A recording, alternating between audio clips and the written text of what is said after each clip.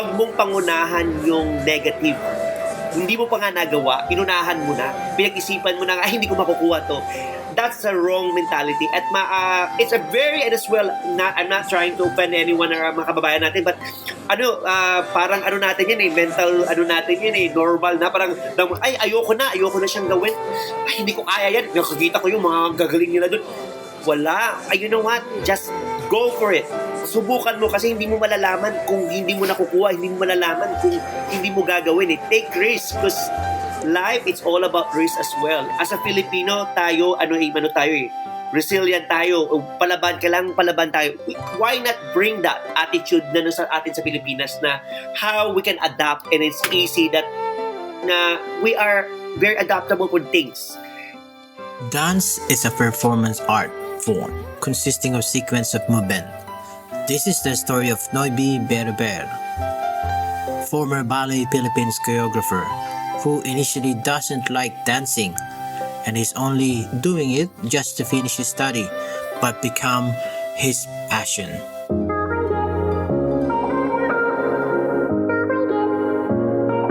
I'm Mica Santos, founder of Kangaroo Firm Media Lab and Guerrilla Podcast Syndicate, and creator of Pod Fiesta Community. This is Filipino-tastic, a podcast show about Filipino diaspora and their stories that will inspire others to make an impact to our community.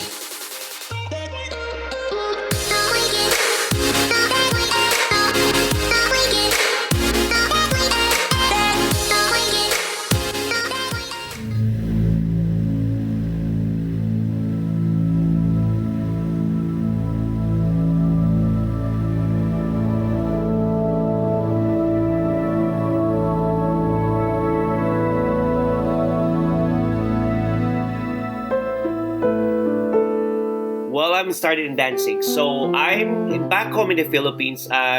One of the reason I really love to dance. Okay, since I was a kid, and I think my family from my father's side and my mother's side, they're all performers and they love to perform. But I think because of we don't they never had a chance. It's more back home in the Philippines. It's always all about education, and degree. You have to finish a diploma. But then I am the one, like wild one, and I'm just like, I am not really, to be honest, I am not a very academic person. I think I am so baliw for that. I mean, I'm not really good with that. So for me, the reason why I'm dancing because of my attitude when I was young. I am kind of hopeless in school, and the only way that I can focus is in dancing. So there's a group in the there's a high school that they the Gyao Theater Dance Company, and my auntie take me there, and the director was so strict, and it's under Edwin C. Duero and late Duero, and my auntie take me there and said, okay, you want to dance? That's the only way for you to finish your class or your education in high school. So, ayun, doon nag-umpisa ang pagsasayaw ko, but I never been serious about that. But then, through the years, I have no choice. I have to graduate if I want to go to college. So, I have to do it and have no choice.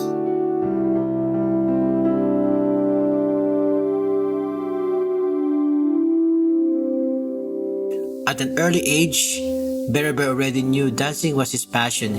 He remembers that times his aunt would bring him to their offices and ask him to dance on the table.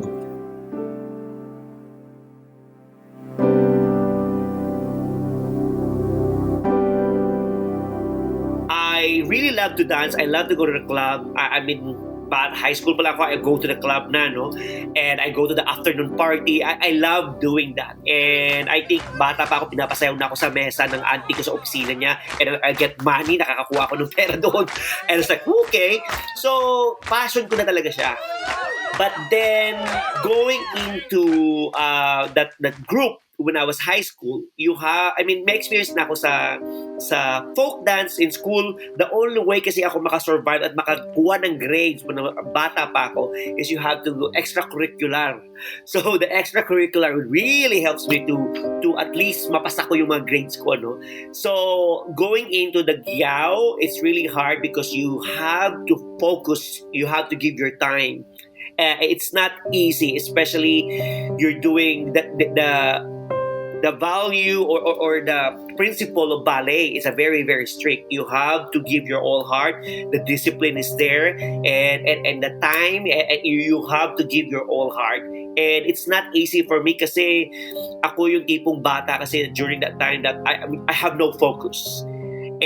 But that time, the ballet is very important because that's the foundation of dance, and that's what it started my dancing.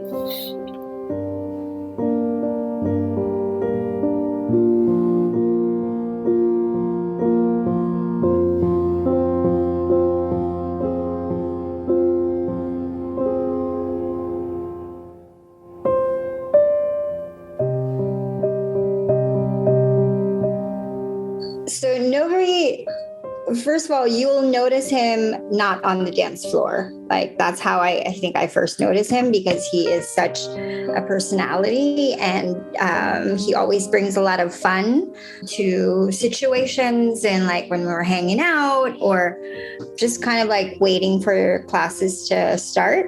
And then on the dance floor, he gets really serious.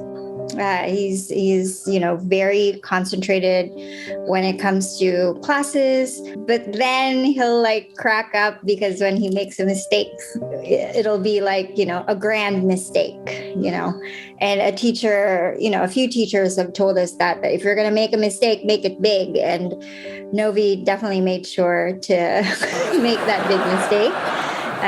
But also it's a way for him to kind of like just give light to a serious situation.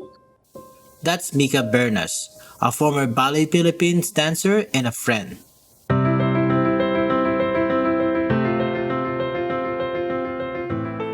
So Novy, he comes from, before coming to Ballet Philippines, he was actually part of a Filipino folk dance group, very well known in not Davao, in Iloilo. He was part of that folk dance group, and so he brings that experience to everything that he does, and even in ballet and even in modern dance.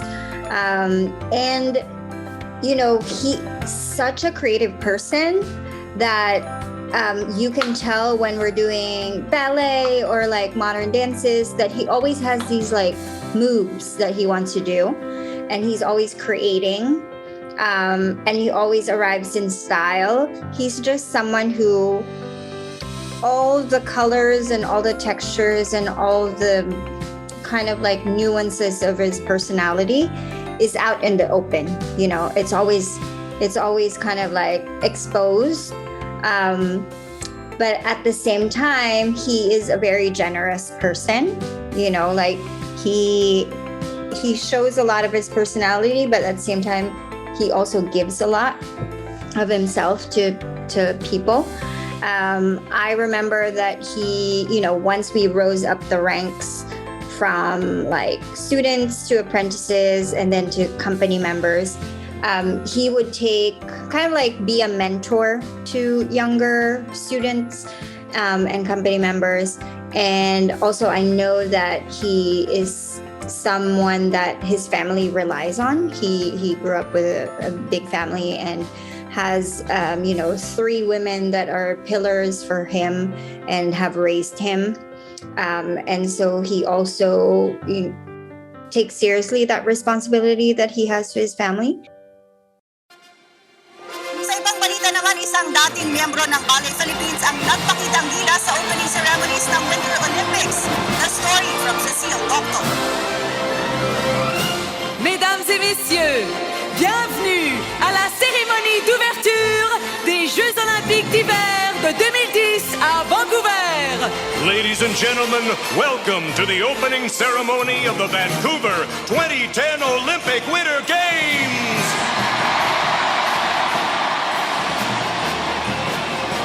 Novy was the only Filipino who performed at the Winter Olympic in Vancouver, Canada in 2010.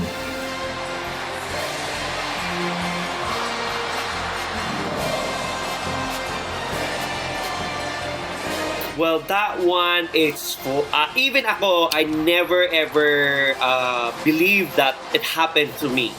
And I would say I'm so proud to say that that's my claim of fame at that moment. Uh, I tried during that time. I was in a company with Ballet Philippines. I've been doing in the company already. I've been in the company for a long time, and I wanted something to explore, something different. And there come a moment that I have to send an audition tape. So I send the audition tape, and then this Vancouver Olympics opening ceremony of Olympic.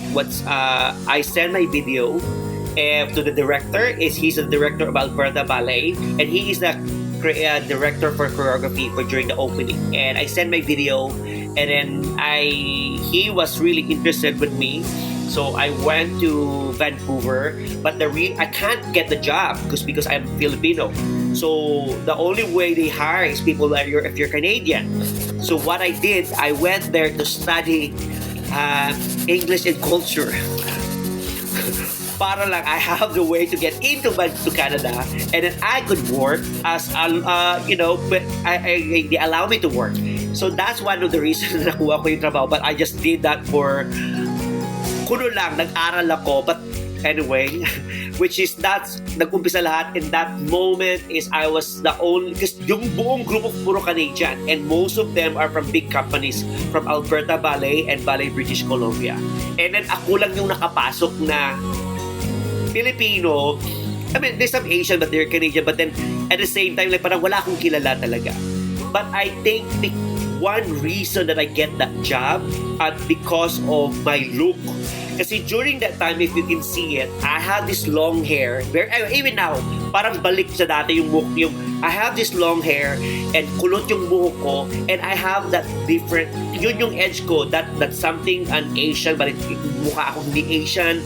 And I think one of the reasons, aside of my skills, of dancing skills, but my look, total package na parang isa ako sa hinahanap nga. And I think that's something for me that I will never forget the rest of my life, and at the same time to be part of it and as a pride for our country back home in the Philippines.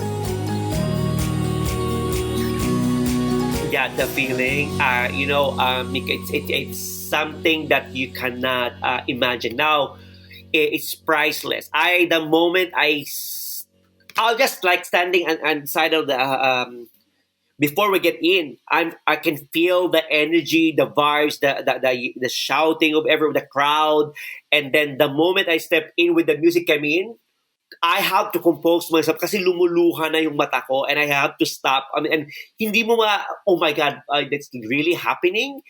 And that moment, it was a priceless moment that parang you were there, and it's almost like, I don't know, that you're someone like, here we go, I give it to you, my whole heart. And that moment that you are like giving everything, and that's something that you cannot imagine, that feeling you cannot describe. It's priceless, yung feeling. You cannot describe the happiness that you have.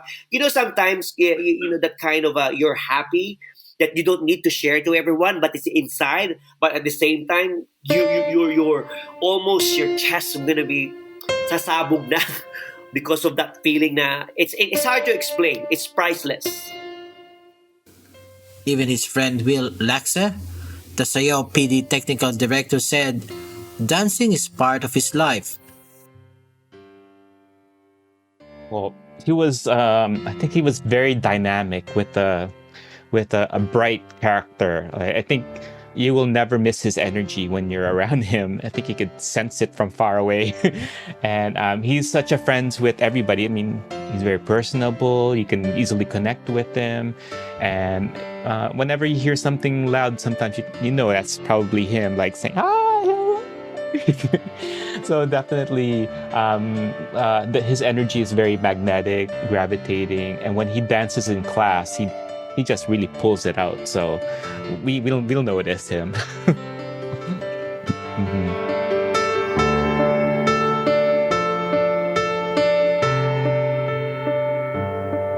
I think it's a part of his life from the very start. Ever since he was a kid, I think it was something that he grew up with. And no matter in the Philippines, we all know that dancers are not very, like, it's not a very prestigious type of like profession.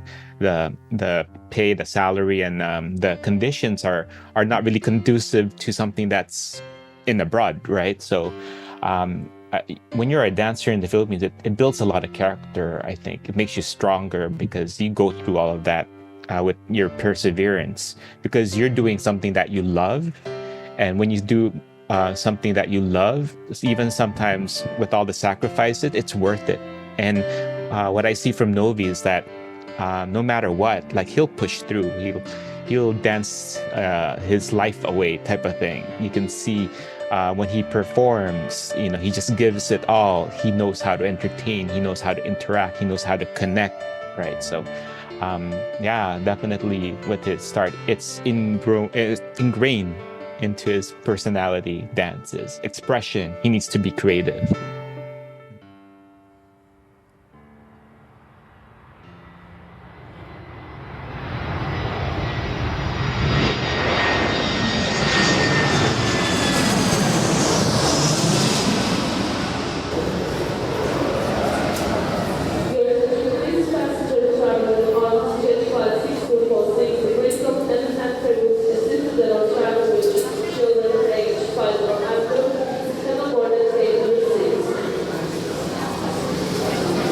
It's not a fairy tale when he arrived in Australia as a dancer.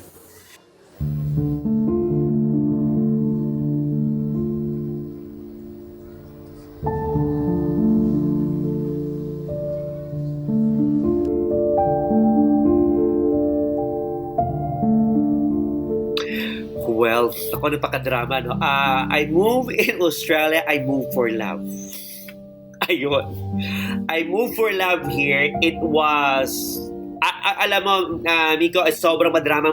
Ang dami. My life is so colorful. Hindi mo alam mahima-himahimayin yan.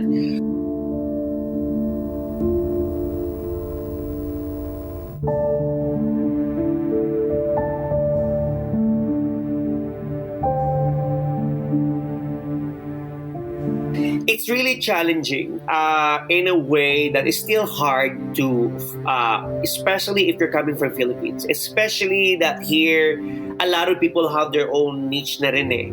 And you're coming in and out of nowhere, you go there. And then especially na, medyo kasi ako,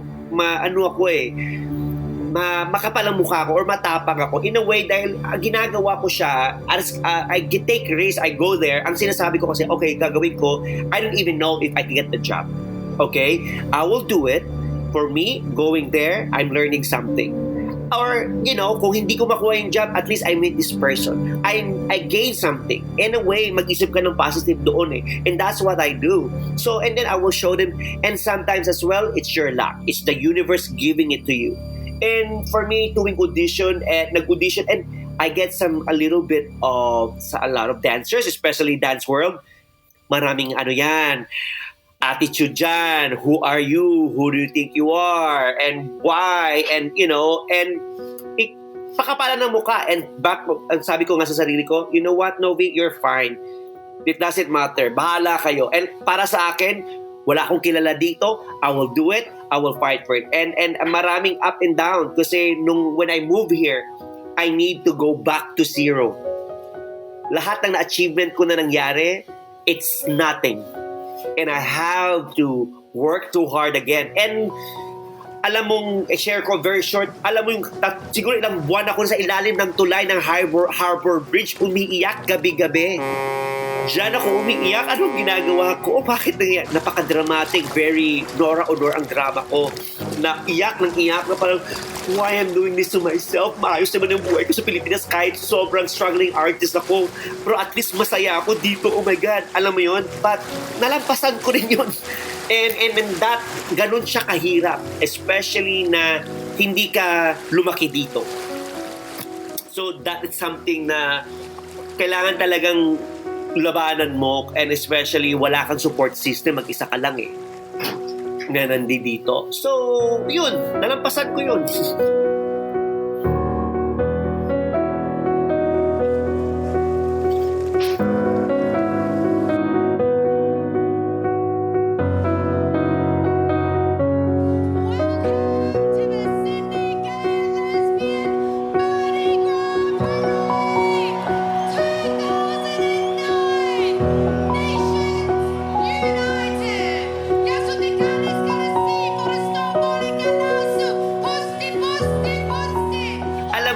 yung nangyari yung nakuha ko yung trabaho na yan, nag-audition lang ako sa Mardi Gras.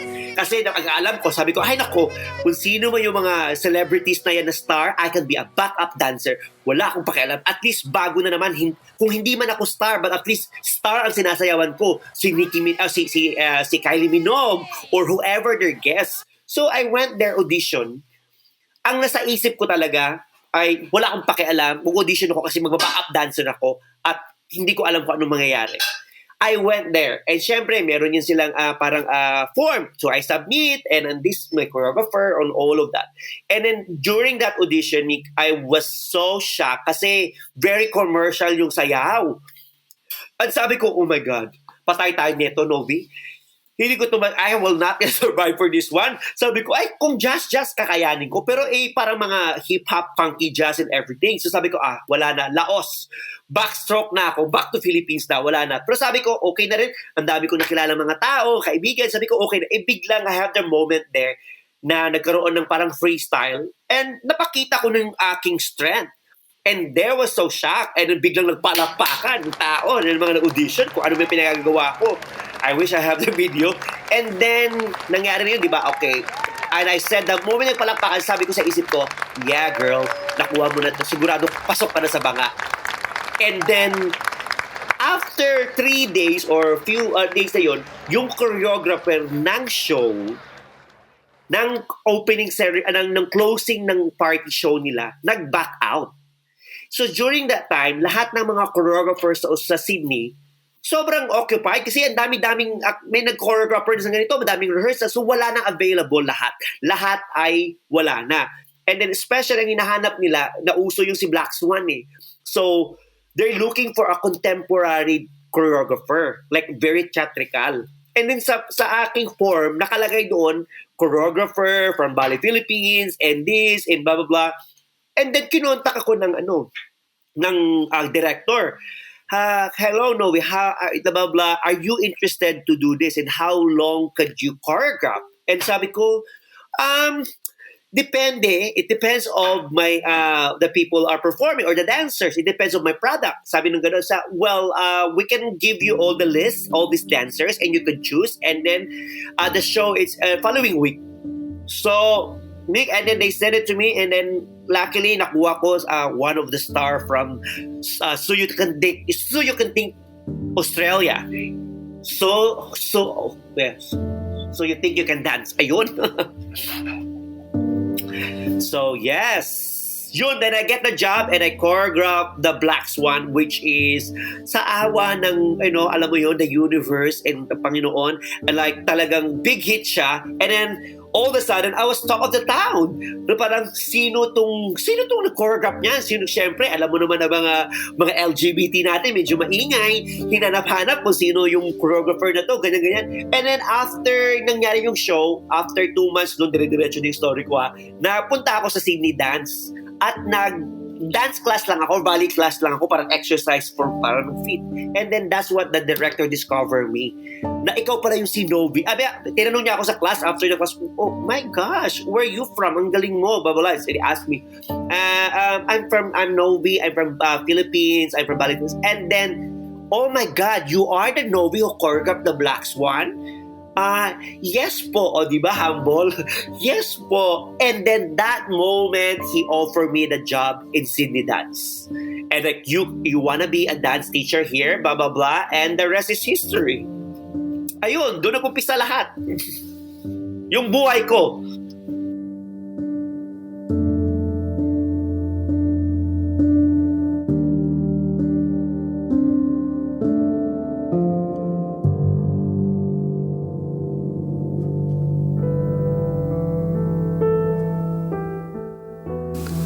When Novy spotted a job advertisement for Dance for PD teacher, he had no idea what Parkinson was.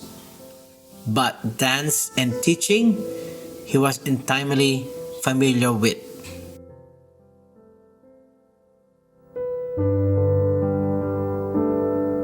First day ng workshop and with pala participants with PD, that it was changed my perception and everything sa buhay.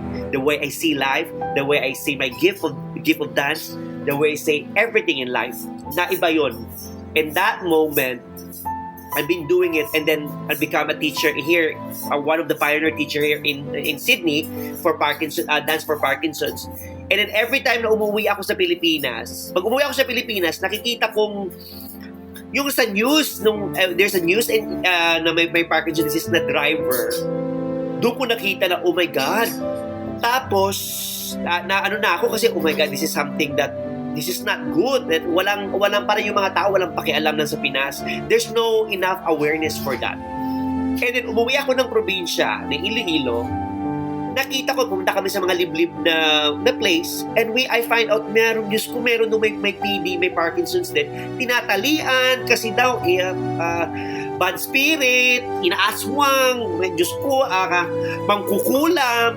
And sabi ko, oh my God, alam mo yun, doon lahat bumagsak sa akin na parang, oh my God. At ito yung ginagawa ko. Tinutulungan ko ang mga tao sa Australia how to overcome this disease. And then, why not? I'm doing it to my country. So, pabalik ko ng Australia, and then doon na pumasok ko sa isip ko na alam ko na ang calling ko. This is my calling. I need to bring this in the Philippines. I need to share and awareness in the Philippines.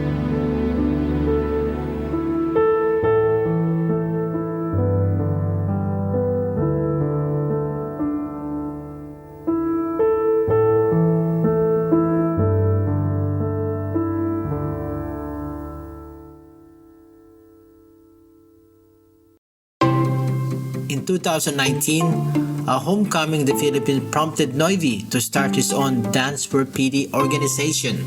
Was actually a program in New York when I was already living here that he attended called Dance for Parkinson's. And I think, as we get older, all our family members and friends also get older. And so I think this program was something that really spoke to him, because it is a way to kind of like give back to the generation that raised us. And it's a way to kind of like give back to a minority group, considered disabled people, or the elderly. So he completed that training, and he started as soon as he got back to Sydney, he started doing volunteer work, I think, first for the Dance for Parkinson's in Sydney, and then eventually he became a regular teacher for the program. Yeah.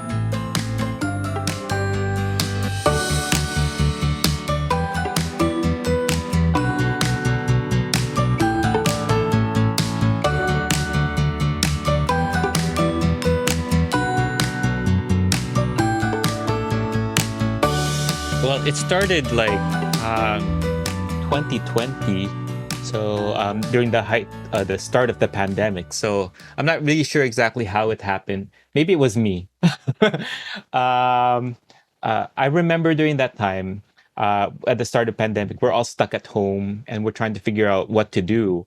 And I think a few months before that, me and Novy were connecting with some projects in dance. But then when we started being stuck at home, him in Australia in Sydney, and I'm here in Manila, we were thinking like, okay, maybe we should do something, since I'm more of a techie person, and I know that we're doing some online stuff now. People are doing online classes, and we're doing live streams and stuff. I said, like, why not try Zoom, and maybe we can help someone with do classes, right? Maybe it's another way for us to express our creativity. Maybe it's a way for us to improve people's lives with this Zoom thing, right? And impart dance, because I since the very start of the pandemic, I haven't really danced. So I've only been dancing with the Sayaw PD online thing. So we gave it a try. We started with Zoom,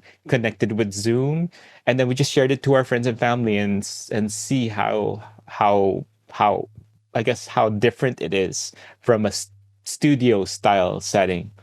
Because before that, we did a studio Sayaw PD and connected with people, and then now on different platform, the online platform, where you don't even know, is someone there behind the screen? Is someone even watching? How do I talk to a camera compared to a real person? So I just kept on encouraging him, don't mind. No one's watching. Don't mind. Just do it as if they're going to watch it later because it's a recording. They can go back to it.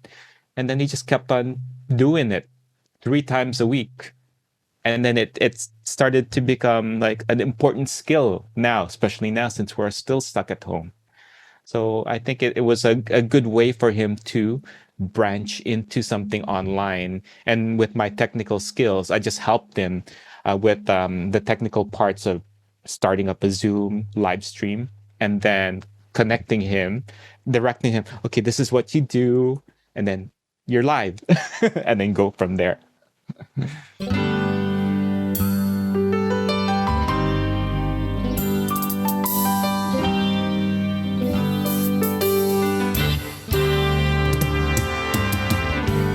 He knew he needed to do something, spread more awareness about PD in his hometown and around the Philippines. Together with Filipino-born Australian event director Juan Ignacio Trapaga and Sayaw technical director Will Laxa, Novy formally founded Sayaw PD.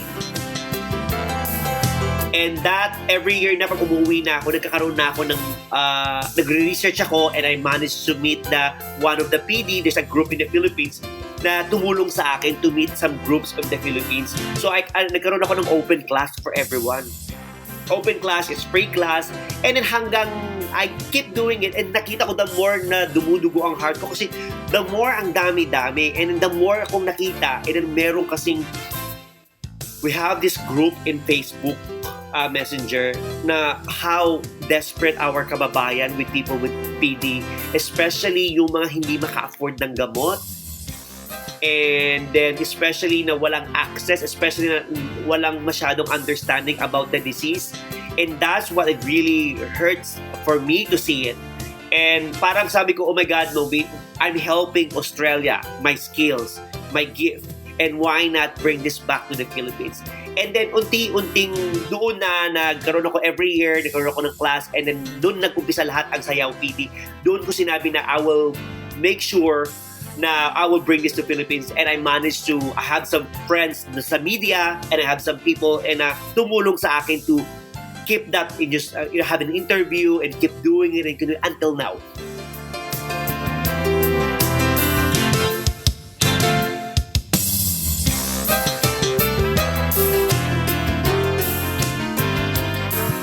For Novy and his partners, it gives them great and priceless joy to continue doing this advocacy. The classes, beside helping the student improve their balance and coordination, gives them confidence and sense of purpose. It's offered them something to look forward to in a community where they can be themselves.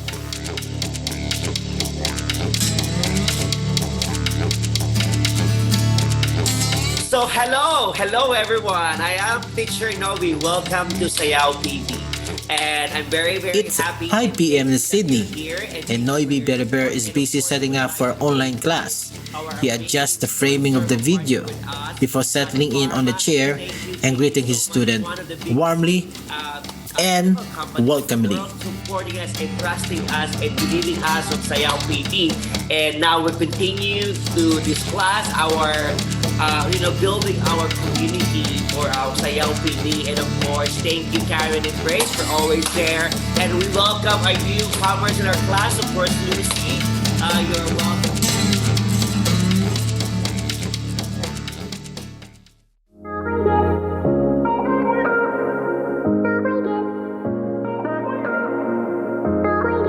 This podcast is written and hosted by me, Miko Santos, produced by Kangaroo Firm Media Lab, Australia's independent podcast management company, researched by Yvonne Santos, edited and mixed by Jaime Bada, sound design by Ivan Santos, our podcast producer Jamie Lopez, assistant podcast producer Renee Bernales, voice artist Kiko Malekdem.